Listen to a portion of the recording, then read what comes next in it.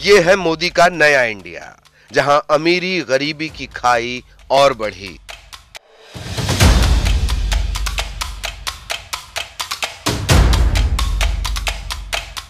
हमारे संविधान में सोशलिज्म शब्द प्रस्तावना में लिखा गया है, पर हकीकत इसके उलट है।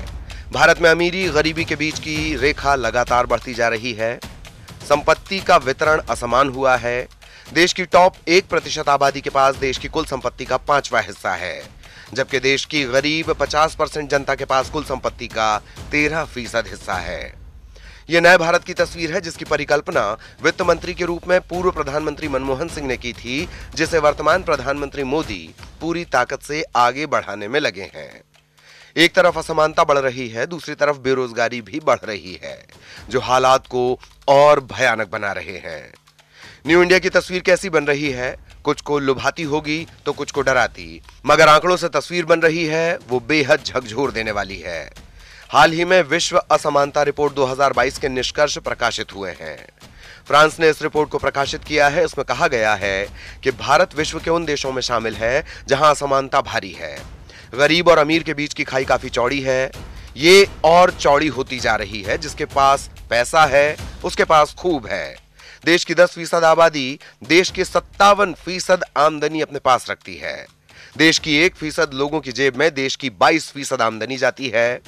नीचे के 50% लोगों के पास मात्र 13% धन है। बीच का यानी बचे 40% मध्यम वर्ग के पास देश की आमदनी का केवल 30% हिस्सा ही आता है। यह अध्ययन फ्रांस स्थित वर्ल्ड इनइक्वालिटी लैब, विश्व असमानता लैब ने प्रकाशित किया है। यह रिपोर्ट लुकास चांसल द्वारा लिखी गई है, जो विश्व असमानता लैब के सहनिदेशक हैं। इसका समन्वय प्रसिद्ध फ्रांसीसी अर्थशास्त्री थॉमस पिकेटी ने किया है। रिपोर्ट में कहा गया कि 2021 में शीर्ष 10% और शीर्ष का 1% भारतीय आबादी के पास कुल राष्ट्रीय आय का क्रमशः 57 और 22% हिस्सा है। नीचे के 50% का हिस्सा घटकर 13% रह गया है। साफ है कि गरीब की जेब से पैसा निकलकर पूंजीपतियों की जेब में जा रहा है। ग्लोबलाइजेशन से टॉप के 1% लोगों को ही फायदा हुआ है। भारत में एक वयस्क व्यक्ति की औसत आय करीब 2 लाख रुपए के आसपास है। निचले 50% तबके की आमदनी 53,610 रुपए है, जबकि टॉप के 10% व्यक्ति की आमदनी 20 गुना अधिक है।